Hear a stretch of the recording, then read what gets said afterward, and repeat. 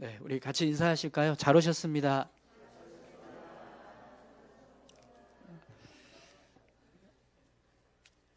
네, 어, 지난 한 주간 동안 특별 새벽 기도회, 고난 주간 특별 새벽 기도회로 한 주간을 보냈습니다. 예수님 십자가의 그 고난이 어떤 의미였는가, 그걸 하루하루 저희가 같이 함께 돌아봤습니다. 이제 그 고난의 꽃이라고 할 수 있는 부활을 우리가 기념하면서 함께 예배하고 있는데요. 오늘 이 시간이 우리에게 생명의 능력이 되신 그 주님의 모습을 통해서 힘이 되고 은혜가 되는 그런 복된 시간이 되었으면 좋겠습니다. 여러분, 예수님의 부활을 믿는 것은요, 우리 신앙에서 너무나 중요한 일입니다.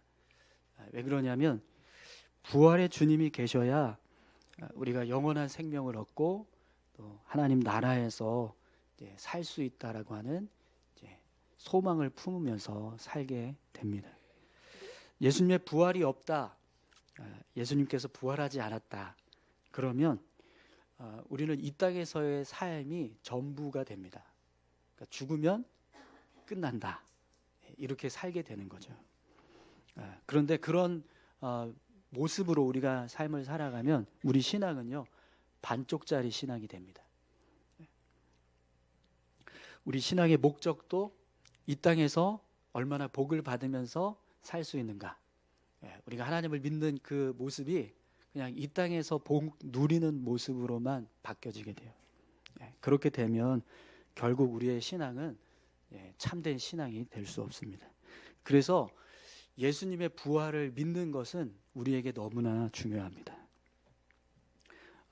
요한복음 11장에 보면 예수님께서 부활의 증인이 되신다, 부활의 생명이 되신다라는 사실이 얼마나 중요한가를 설명하는 내용이 나옵니다. 요한복음 11장에 나사로가 죽은 사건이 나오거든요. 나흘이나 지난 나사로를 예수님께서 다시 살리시는 내용이 기록됩니다. 베다니에 있는 나사로의 집으로 예수님께서 가십니다. 나사로의 죽음을 슬퍼하면서 울고 있는 마르다와 마리아를 만나는데요.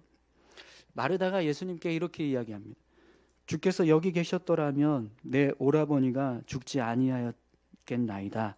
그러나 나는 이제라도 주께서 무엇이든지 하나님께 구하시는 것을 하나님이 주실 줄을 아나이다. 사실 마르다의 이 고백은요, 예수님께서 우리와 함께 하셨으면 이제 나사로가 병을 고침받고 죽지 않았을 텐데 이미 죽었기 때문에 예수님 너무 늦으셨습니다. 좀 빨리 오시지 왜 이렇게 늦게 오셨습니까? 그러나 예수님께서 뭔가 더 하실 것이 있다면 그러면 그 일을 좀 해주십시오, 이렇게 이야기하는 거예요. 네, 이 마르다의 고백 속에는요, 예수님께서 나사로를 다시 살리실 거다라고 하는 기대감을 가지고 있는 게 아니라 자신들의 어떤 아픔과 상처를 위로해 주시고 격려해 주실 수 있는 어떤 은혜를 주실 거다, 이런 어떤 기대감이 있었던 겁니다. 그때 예수님께서 마르다에게 뭐라고 말씀하시냐면 내 오라비가 다시 살아나리라, 이렇게 말씀을 하세요. 예수님께서 나사로가 다시 살아날 거다, 이렇게 말씀하신 거죠. 근데 여러분, 예수님께서 이 말씀을 하신 의도는 이제 곧 다시 살아난다, 나사로가 다시 지금 다시 살아날 거다, 이걸 말씀하신 거거든요. 그런데 마르다는 뭐라고 대답했냐면 마지막 날 부활 때에 다시 살아날 줄을 내가 아나이다, 이렇게 대답을 해요. 그러니까 마르다의 이 고백을 보면 마르다 역시 부활에 어떤 믿음이 있었다라는 것을 알 수 있습니다. 마지막 날 부활의 때 하나님께서 하나님의 백성들을 다시 살리실 것을 믿습니다, 이런 신앙 고백이 이 마르다의 안에도 있었다라는 거예요. 그런데 예수님께서 말씀하신 이 부활의 의미는 마지막 때에 일어날 부활이 아니라 지금 일어날 부활이었습니다. 지금. 그래서 예수님께서 나사로가 다시 살아나리라, 이렇게 말씀하신 이 말씀 안에는 어떤 의미가 담겨지게 되냐면 내가 바로 그 마지막 날에 하나님의 백성들을 다시 부활케 할 수 있는 부활의 생명이 된다. 그리고 그 부활의 생명으로 지금 나사로를 다시 살리겠다. 이렇게 말씀하시는 것이 되는 거죠. 여러분, 예수님께서 마지막 날 하나님의 백성들을 부활케 하실 부활의 생명이 되신다는 것을 믿으십니까?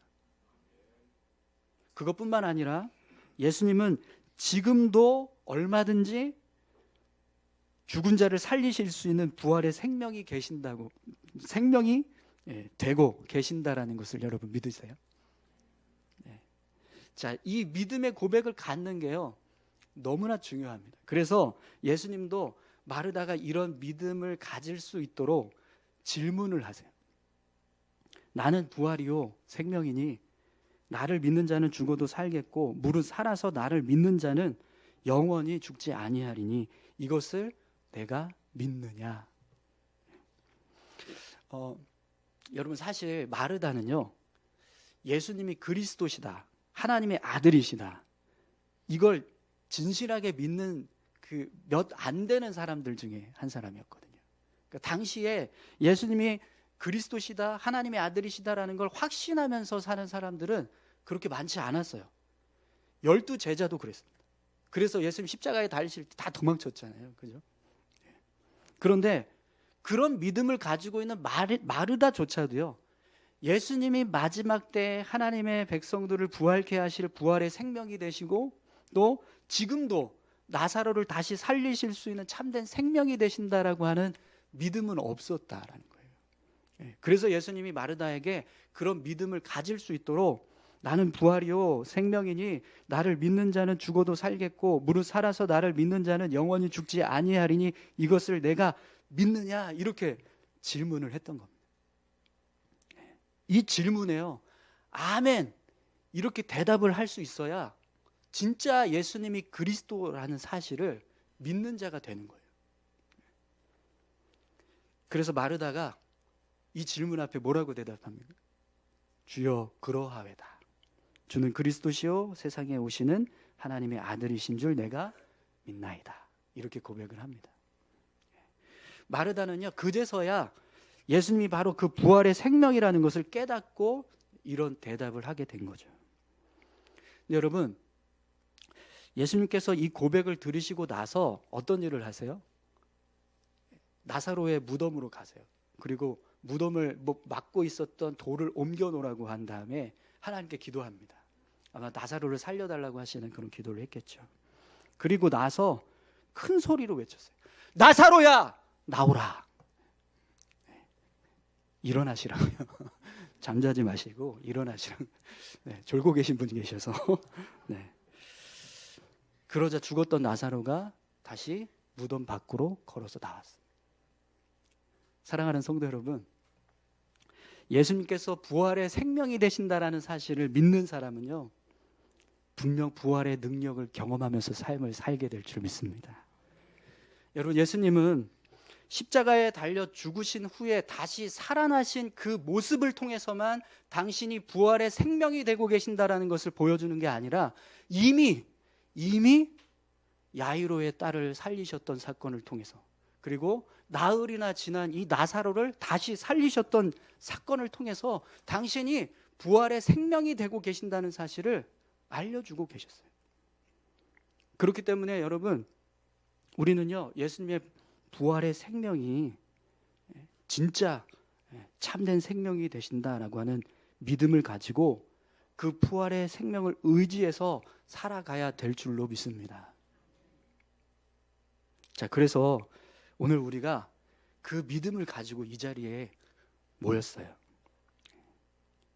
부활의 생명이 되신 예수님께서 부활하신 날, 십자가에 달려 죽으시고 장사한 지 사흘 만에 죽은 자 가운데서 다시 살아나신 날, 그날을 우리가 기뻐하기 위해서 이 자리에 모였습니다. 오늘 이 자리에 모인 저와 여러분들 모두가 정말 진심으로 예수님의 부활을 믿으실 수 있기를 축원합니다. 그런데 여러분, 사실 부활을 믿는다는 것은 쉬운 일이 아니에요. 왜 그러냐면 전혀 과학적이지도 않고 이성적인 어떤 이해를 할 수 있는 그런 사건이 아니기 때문에, 이해할 수도 없고 또 실제로 일어날 수 없는 불가능한 일이기 때문에. 그럼에도 불구하고 우리가 예수님의 부활을 믿고 믿음의 삶을 살아갈 때 분명 우리의 삶은요, 부활의 생명을 경험하면서 살게 될 줄 믿습니다. 그 부활의 능력을 의지해서 사는 사람들은요, 완전히 삶이 달라집니다. 여러분, 부활은요, 생명이에요, 생명. 그러니까 죽은 자를 일으키는 생명. 예. 죽음을 이기는 능력. 생명이 없는 곳에 생명을 불어 넣어주는 능력. 어둠이 임한 곳에 빛이 임하게 하는 능력입니다. 그러니까 부활하셨다. 부활의 생명이다. 이게 그냥 어떤 개념이 아니고요, 능력입니다. 능력. 제 방에 화분이 몇 개 있거든요. 근데 그 화분 중에 부활초가 있어요. 부활초가. 산세베리아를 누가 이렇게 선물로 줘서 그걸 키우는데 이게 하나씩 말라 죽는 거예요.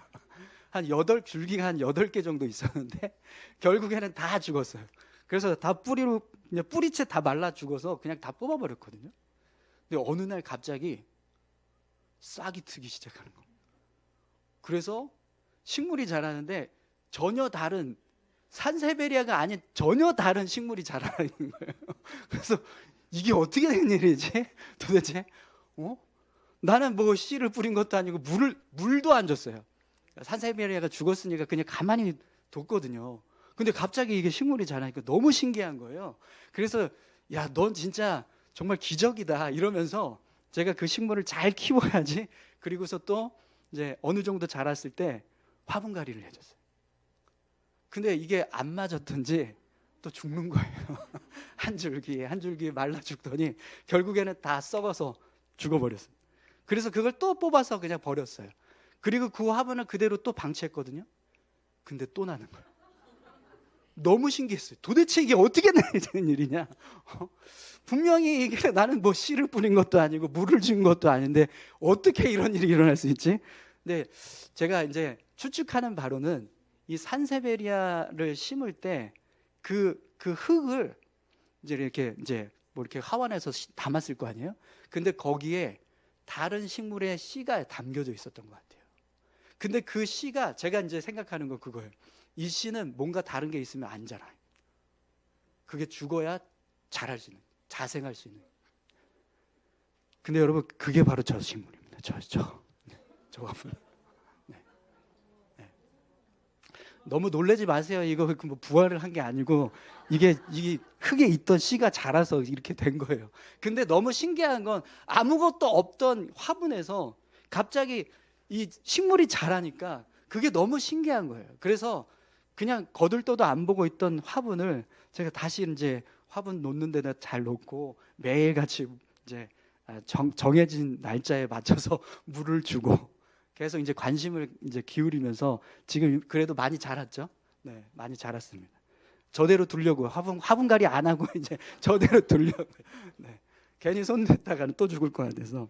근데 여러분, 아무것도 아닌 그냥 흙덩어리였던 화분이 생명으로 채워지니까요, 가치가 있어집니다. 관심을 갖게 되고 돌아보게 되는 화분으로 바뀌었어요.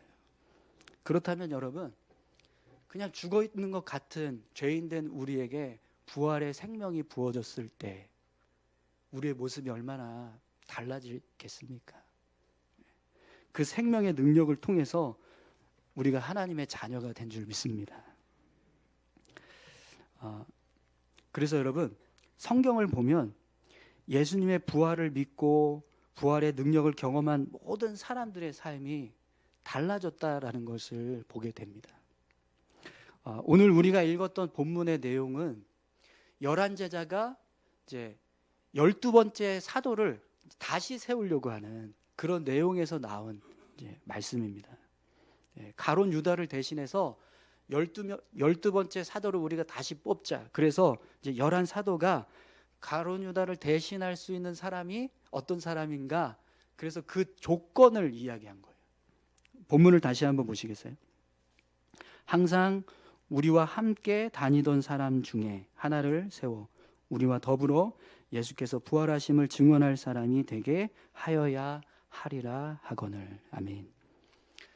열한 제자가 이제 가룟 유다를 대신할 12번째 사도를 세우는데 그 조건을 뭐라고 이야기했냐면 항상 우리와 함께 다니던 사람, 이게 1순위였습니다.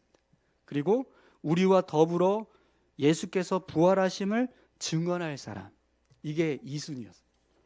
근데 여러분, 일단 예수님의 제자가 되려면 마땅히 그동안 예수님과 함께 동행했던 사람들 중에서 한 사람을 뽑는 게 맞을 겁니다. 그죠? 예수님과 함께 동행하지도 않았던 사람을 예수님의 제자로 세울 수는 없잖아요.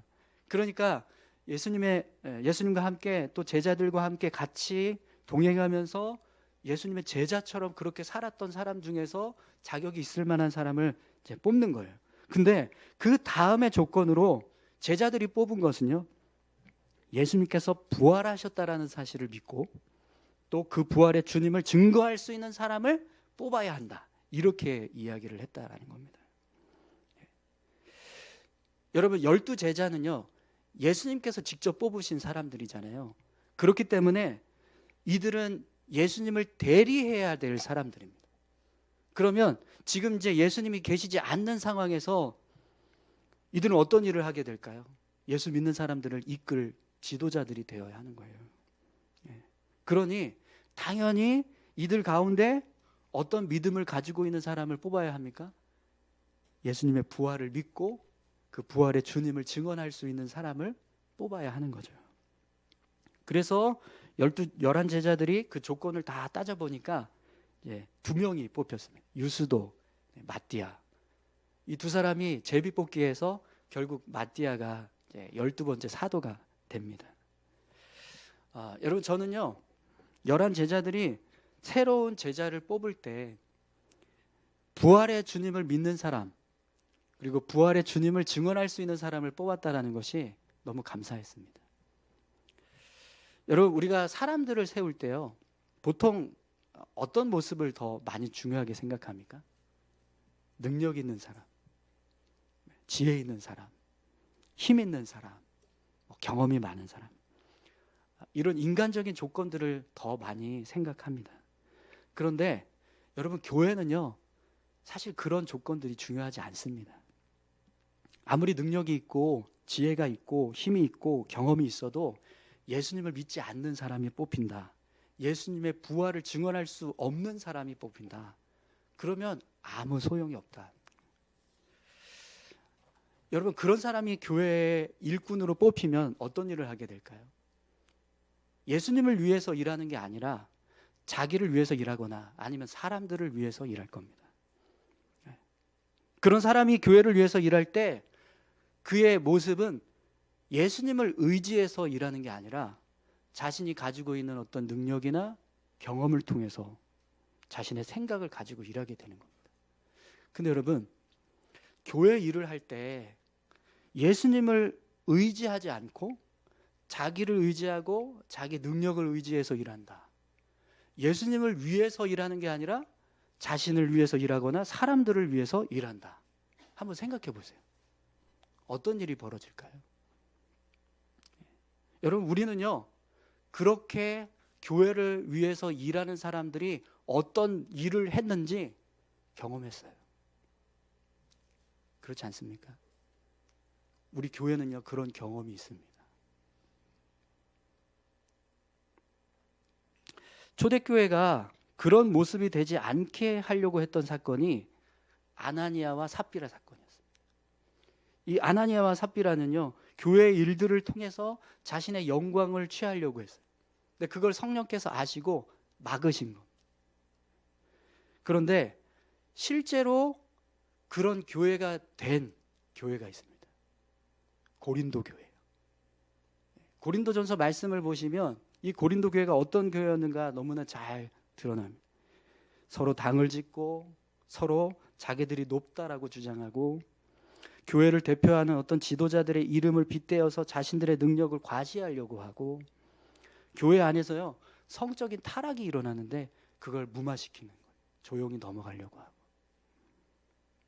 성도들 간에 다툼이 일어나는데 그 다툼이 교회 안에서 해결되지 못하니까 결국 세상 법정으로 가서 거기서 다투는 일이 벌어지고, 하나님께서 주신 은사를 마치 자기 영광의 도구인 것처럼 사용하고, 성찬식을 하는데요 어떤 일이 벌어지냐면 막 배부르게 먹으려고, 즐겁게 하려고, 그래서 성찬식의 떡을 막 먹는 거예요.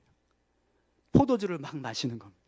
그래서 뒤에서 성찬식 참여하려고 했던 성도들이 없어서 못 먹는 상황이 벌어지고, 그래서 우리가 성찬식 할 때 하나씩 나눠주나 봐요.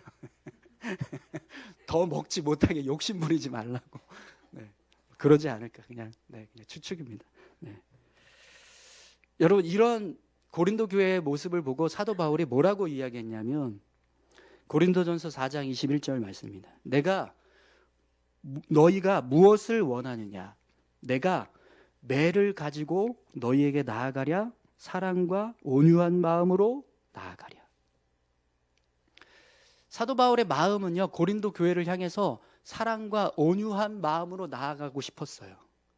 그런데 그들이 행하는 모습은 매를 들고 나아가야 할 모습이었다는 겁니다. 사랑하는 성도 여러분, 교회는요 예수님을 믿는 믿음의 공동체인 줄 믿습니다. 교회는 예수님의 부활을 증언해야 할 사람들이 모인 곳입니다. 그래서 여러분, 예수님의 부활에 충만했던 사람들, 그들의 모습을 보면 그들의 삶이 확연히 달라지고 변화되었던 모습을 보게 돼요. 여러분, 베드로가 부활의 주님을 만나고 나서 어떻게 변했습니까? 대제사장 가야바의 집에서 예수님을 저주하면서 3번 부인했었잖아요. 그런데 오순절 성령 강림 사건이 있고 난 다음에 그날 성령 충만함을 받고 길거리로 달려나가서 예수님을 전하는 설교자가 되었습니다. 사도행전 2장 14절 말씀인데요. 베드로가 11사도와 함께 서서 소리를 높여 이르되 유대인들과 예루살렘에 사는 모든 사람들아, 이 일을 너희로 알게 할 것이니 내 말에 귀를 기울이라. 베드로가요 성령 충만해서 부활의 주님을 만나고 나니까 예수님을 부인하고 예수님 믿는 걸 두려워했던 그 마음을 떨쳐내고 오히려 예수님을 전하는 것이 자신의 사명인 것을 깨닫게 되었습니다. 또 여러분, 초대교회에 7 집사 중에 스데반이라고 하는 집사가 있습니다. 예루살렘 교회가 성도들이 점점 늘어나니까 헬라파 유대인과 히브리파 유대인 사이에서 갈등이 벌어졌어요. 교회가 구제하는 일을 하는데 자꾸 히브리파 유대인들에게만 더 많이 주고 헬라파 유대인들은 조금만 받고 이런 일이 벌어지니까 이제 헬라파 유대인들이 사도들에게 원망하는 거예요. 우리가 헬라파 유대인이라고 해서 지금 이렇게 차별하는 거냐고. 히브리파 유대인이 아니어서 이렇게 자꾸 우리에게만 조금 주냐, 이렇게 이야기를 하는 거죠. 그래서 사도들이 이거 우리가 설교하고 기도해야 되는데 이러다가 괜히 다른 일도 못하겠다. 그래서 성령 충만한 7 집사를 세웁니다. 그래서 그 7 집사들을 통해서 이제 사도들을 대신해서 교회를 돌볼 수 있도록 그런 역할을 하게 한 거죠. 그런데 그 중에 스데반이라고 하는 이 집사는요, 사도들을 도와서 교회 일만 하는 게 아니라 교회 밖으로 나가서요 부활의 주님을 전하는 일을 아주 열심히 했어요. 그래서 사도행전 6장 8절에 보면 스데반을 이렇게 기록하고 있습니다. 스데반이 은혜와 권능이 충만하여 큰 기사와 표적을 민간에 행하니. 여러분, 지금 이 사도행전 6장 8절의 말씀이 이 스데반이라고 하는 사람이 교회는 돌보지 않고, 교회 돌보라고 세운 집사인데 교회는 돌보지 않고 자꾸 바깥 일만 하는구나, 밖에 나가서 전도만 하려고 하는구나, 이걸 지금 기록하고 있는 걸까요? 아니요, 그렇지 않습니다. 성경은 스데반이 부활의 주님으로 충만하니까 7 집사로서의 역할만 하는 것이 아니라 사도들과 같은 역할을 했다는 거예요. 설교자도 되고 권능을 행하는 권능자로서의 쓰임을 받았다라는 겁니다. 여러분 스데반은요 그런 열심과 헌신으로 결국 어떻게 되었습니까? 초대교회 첫 번째 순교자가 되었습니다. 생명을 건 헌신과 섬김으로 주님을 증거하는 부활의 증인이 되었다라는 거죠. 근데 여러분 성경은 스데반이 죽은 것을, 순교한 것을 죽었다라고 표현하지 않고 잔이라라고 표현합니다. 이 잔이라라고 하는 단어가 헬라어로 에코이메데입니다. 에코이메데. 뜻이 뭐냐면 수면을 취하다. 수면을 취하다. 잤다라는 거예요. 왜 그러면 이 스데반의 죽음을 성경은 이렇게 잤다라고 표현할까요? 부활의 주님과 함께 다시 살아날 것을 증언하고 있는 겁니다. 비록 그가 예수님을 전하는 그런 일을 통해서 죽음을 맞이했지만 그러나 그 죽음이 끝이 아니다. 다시 부활의 주님과 함께 살아나서 천국의 삶을 산다. 이걸 보여주는 것이 스데반의 죽음입니다. 사랑하는 성도 여러분, 예수님의 부활이 실제가 되는 사람은요 주님을 위해서 얼마든지 생명을 걸 수 있습니다. 죽음이 두렵지 않기 때문에요. 그래서 여러분 부활의 주님을 만났던 사람들 중에서 자신의 생명을 걸었던 또 한 사람이 있습니다. 어떤 사람일까요?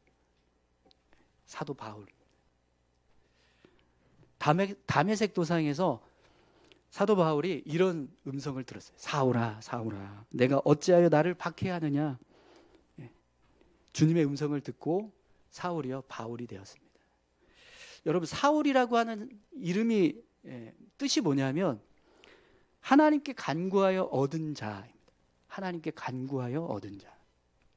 그러니까 바울이 자기가 예수님 만나지 못했을 때, 부활의 주님을 만나지 못했을 때 자신을 어떤 사람으로 인식하고 있었냐면 하나님께 구해서 얻은 사람. 얼마나 귀합니까? 하나님께 기도해서 얻은 사람이. 정말 존귀한 모습인 거죠. 그런데 사도 바울이 예수님을 만나고 부활의 주님을 만나고 나서 이름을 뭘로 바꿨죠? 바울로 바꿨어요. 바울의 이름이 뜻이 뭐냐면 작은 자, 작은 사람. 부활의 주님을 만나고 나니까요 자신이 얼마나 교만하고 악한 죄인이었는가 그걸 깨달았다라는 거예요. 그래서 자기 스스로 이름을 사울에서 바울로 바꿨습니다. 하나님께 구하여 얻은 자였는 것처럼 생각했는데 그게 아니라 나는 정말 작은 자였구나, 나는 정말 부끄러운 죄인이었구나 이렇게 생각했다는 거예요. 그래서 여러분 사도 바울의 고백을 보면 정말 주님을 만나서 자신이 죄인 되었고 그렇게 작은 자라고 하는 생각을 가지고 있었다라는 걸 너무나 분명하게 알 수 있습니다. 디모데전서 1장 15절 말씀입니다. 미쁘다 모든 사람이 받을 만한 이 말이요 그리스도 예수께서 죄인을 구원하시려고 세상에 임하셨다 하였도다. 죄인 중에 내가 괴순이라. 바울은 자신이 부활의 주님을 미워하고 핍박했던 모습, 또 부활의 주님 앞에 섰을 때 자신의 인간적인 모습, 그걸 보니까요 죄인 중에 괴수 이렇게 깨달았다라는 거예요. 그래서 자신을 죄인 중에 내가 괴순이라 이렇게 고백을 하는 거죠. 사랑하는 성도 여러분, 부활의 주님이 실제가 되는 사람은요 자신이 얼마나 부끄럽고 연약한 죄인인가를 알아요. 그래서 어떻게 삽니까? 더 낮아지고 더 겸손하게 섬기는 자로 삶을 살아가게 됩니다. 여러분 부활의 주님을 만나셨나요? 부활의 주님을 증거하는 자가 되고 계십니까? 부활은 생명입니다. 우리 안에 부활의 생명 되신 주님이 함께 하신다면 분명 우리 영혼도 우리의 생각도 우리의 삶도 변하게 될 줄 믿습니다. 오늘 저와 여러분들 모두가 주님의 부활을 믿고 그 부활의 증인이 다 되시기를 축원합니다. 기도하시겠습니다. 함께 기도하실 때 우리를 위해서 십자가에 달리셨던 주님, 그 죽으심으로 우리 죄를 사하시고 다시 부활하심으로 영원한 생명을 우리에게 부어주신 주님, 그 부활의 주님을 믿고 그 부활의 주님을 증거하는 삶을 살아갈 수 있게 해달라고 우리 같이 함께 기도하기를 원합니다. 하나님 아버지 감사합니다. 아버지 하나님, 우리의 삶이 정말 하나님 앞에서 온전한 모습으로, 믿음의 모습으로 굳건하게 설 수 있기를 소망합니다. 부활의 주님을 만났던 수많은 사람들은 삶이 바뀌고 변했습니다. 그들의 삶의 모습이 부활의 주님 앞에 온전히 선 모습으로 달라졌습니다. 하나님 아버지, 오늘 우리에게도 그 부활의 주님을 만난 기쁨이 있는 줄 믿습니다. 그 기쁨이 우리의 심령과 우리의 삶을, 우리의 모든 생각을 변화시켜 주시고 부활의 주님을 증언할 수 있는 믿음의 삶을 살아갈 수 있도록 인도하여 주시옵소서. 우리를 향하신 주님의 그 십자가가 얼마나 큰 고통이었는가 한 주간 묵상했습니다. 그리고 이제 다시 부활하신 그 부활의 생명이 얼마나 큰 능력이 되는지 다시 한번 말씀을 통해서 나눕니다. 주님, 그 부활의 생명으로, 그 능력으로 우리가 살아가고 있습니다. 그 능력을 힘입어서 삶을 살아갈 수 있도록 주님 인도하여 주시옵소서. 주님 감사합니다. 함께 하심을 감사드립니다. 부활과 생명이 되신 주님, 우리를 붙들어 주시옵소서. 우리의 마음 심령에 부활의 생명이 부어지게 하시고 부활의 주님이 내 삶을 주관하게 하옵소서. 예수님을 믿는다고 하지만 부활의 생명력은 없는 무기력한 신앙인으로 살아가고 있지는 않은지 우리 자신을 다시 한번 돌아보기를 원합니다. 부활의 아침, 우리에게 참된 생명을 허락하신 그 은혜가 내 삶의 능력임을 믿습니다. 그 능력을 힘입어 부활의 주님을 증거하는 삶을 살게 하옵소서. 감사드리며 예수님의 이름으로 기도합니다. 아멘.